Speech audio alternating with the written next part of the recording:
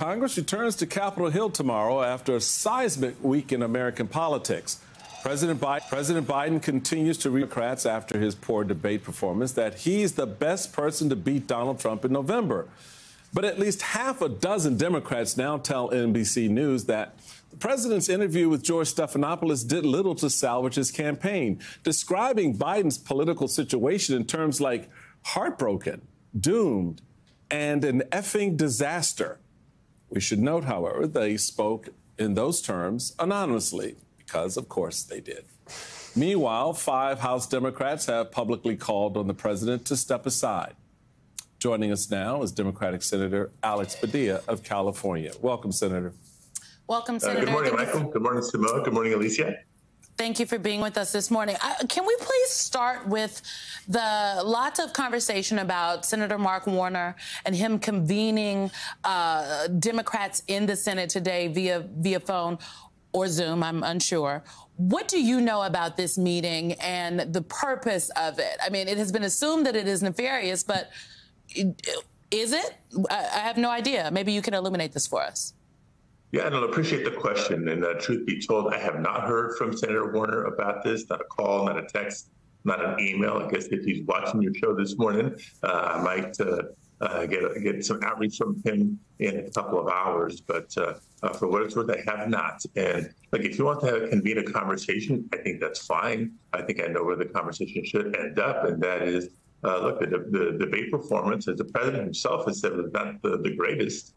Just reminds us of the work that we need to do for the next 120 days to make sure that Donald Trump does not get another term in the Oval Office. The stakes are simply too high. So I would engage Senator Warner in a conversation of what are we going to do, even more than we've done already, to ensure a second Biden-Harris term. That's what I'm about. So perhaps in the interest, Senator Padilla, of saving Senator Warner some time, if you were invited to that meeting, would you attend? I think I would attend just to hear them out and help counter whatever arguments they might be able to make with reality. Look, whether it's members of Congress that have not been in the Capitol, as you pointed out throughout the morning, that doesn't keep members of Congress from being able to communicate with each other. There are other members that I've heard from, that I've talked to, people kind of thinking through since the debate, what do we need to do? The debate was not the best performance. The president has acknowledged that. But you know what was? The rally the next day in North Carolina, the rally a couple of days ago in Wisconsin, so many other events that he has done to show the Joe Biden that we all know. If there's a silver lining, I think that's come out of this debate, it's, let Joe be Joe. A lot of us were trying to advise the campaign to do that since before the debate. I think now they have no choice. Let's get Joe out there at public events, at polls, being a little bit more unscripted. Let Joe be Joe. Let Joe Biden be the Joe that so many people in our country know, respect, trust, and believe in. They voted for him in November 2020, and I think the majority will vote for him this November as well. To your point, Senator, which is, I think, politically wise, the voters, I think at this point, understand and have baked in Joe Biden's age. So they're not waking up this morning going, what, he's 81? I didn't know that. So there's that. Two, I think there's also wisdom in the idea that voters fired Donald Trump for a reason in 2020. And Democrats need to, I think, in some instance, remind themselves of that. Adam Kinzinger, former Republican member of the House, put out a tweet last week. It would basically say, just to level set, the fact that Dems are having discussions about their party doesn't show weakness. It shows strength. They aren't a cult, and they have people who feel free to have opinions. Take pride in that.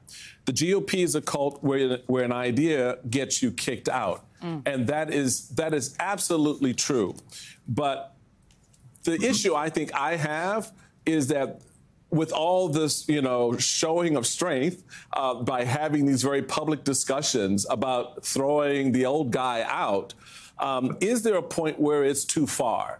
Is there a point where you make what happened last Thursday worse than it actually was in the minds, particularly of a lot of voters out there, where polling is showing the needle has barely moved. I mean, you're talking probably a 2-point loss, not a 20-point loss, but a 2-point loss. So how do you assess this moment as the party tries to level set around this discussion of what to do with their nominee?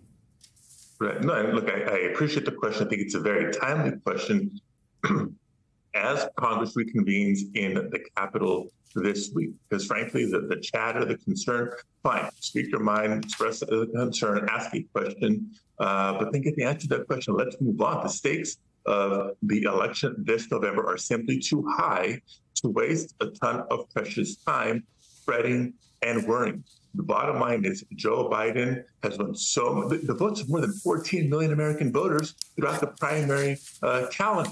The political conventions are upon us. The Republican convention in a couple of weeks, the Democratic convention next month. Joe Biden is going to be our Democratic nominee. We've got 120 days to continue to reach out to voters, make the case, because we have a lot of accomplishments to run on. 3.5 years of a very successful presidential administration, and those 120 days to not just educate voters, but organize and get ready to mobilize to get out the vote this November. That's where the focus ought to be. And that's what I'm going to be sharing with my colleagues when we return tomorrow. I'll jump to answering a question y'all haven't asked me yet. When was the last time that I talked to the president? And the answer to that is just yesterday. Yesterday, we connected by phone. I've been in California for this 4th of July weekend. And he did reach out. He went through some of the internal polling information as we discussed, the upcoming calendar as we discussed. He is as pumped and as eager as I've seen to make sure he's taking this campaign seriously because, again, the stakes are simply too high. Well, Senator, I did not know you spoke to the president yesterday. My question is, I know that, having previously worked for the president, he does these outreach calls around the holidays. He wants to check in on people. But I also think that these calls were also, reaching out to talk to elected officials he likely hadn't connected with, especially in the aftermath of the debate. Could you glean a little bit more for us on that conversation with the president? Because there were some folks that anonymously said they spoke to the president last week and this past week, and he suggested that he somehow would not stay in the race depending on what the polling says. What was the nature of your conversation with the president? Did he seem resolute? Was he concerned about any of the chatter? Did he ask you for anything? He seemed very resolute in terms of staying in the race and his ability to win. Most important, the prior conversation was just 2 days before the debate. So it's not like it's been months and months and months that we haven't connected, that we haven't interacted.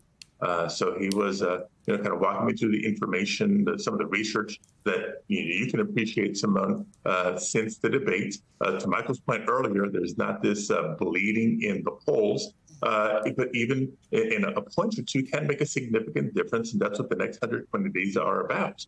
Look, here's the bottom line when it comes to the state of the race.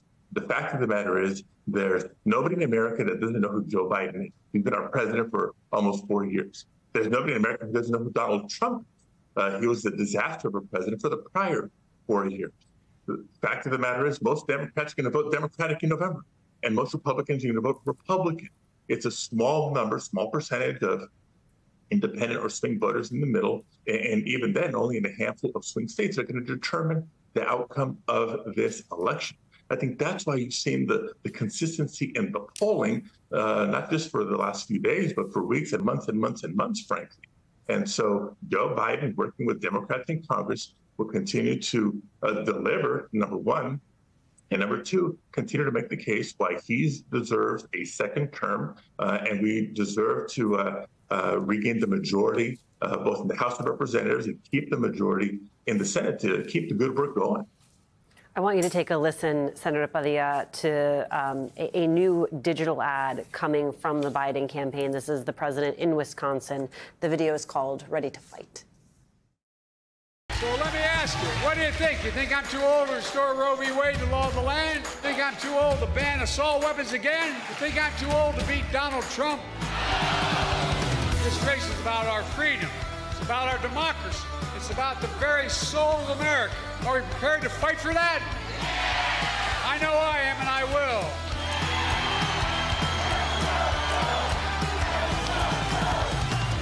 The campaign seems pretty clear, Senator, about what they are going to do, right? They did the interview with Stephanopoulos, and they're going to have the president out there on the stump, and they're going to be pushing this message. My question to you is more about what happens internally inside the party. Sure, Senator Warner will have his meeting. You get an invitation. You may attend. But who is the leadership within the party that is going to make sure there are not further defections, given that you've seen 5 members of the House Democratic Caucus, one of them a frontliner, already come forward and say it's time for the president to reconsider? Yeah. Look, bottom line is Joe Biden is the leader of our party. And we're committed to ensuring that he has a second term, and equally important that Donald Trump does not win in November. The stakes are simply too high. So there'll be a little bit of fretting right now. I think when Congress reconvenes, of course, it's going to be the process of people getting things off their chest, expressing concerns. Just as the president convened governors, Democratic governors last week, I think there will continue to be outreach to not just the leadership in Congress, but members of Congress, both the House and the Senate, to remind everybody of the work that we all need to do, everybody doing their part. A couple of frontline members in the House, they're maybe just getting the liberty and latitude to do what they need to do for their particular districts. But the big picture remains we need Democrats in the majority in Congress, and we need to defeat Donald Trump this November. And every Democratic leader needs to ask themselves, what are they willing to do between now and November to ensure that that's the case, because the stakes are simply too high. Hey there, MSNBC fans. I'm Luke Russert, and be sure to join me, Rachel Maddow, Jen Psaki, Lawrence O'Donnell, Steve Kornacki, Joy Reid, and many more September 7th in Brooklyn, MSNBC Live Democracy 2024. Click on the link for ticket information. We will see you there.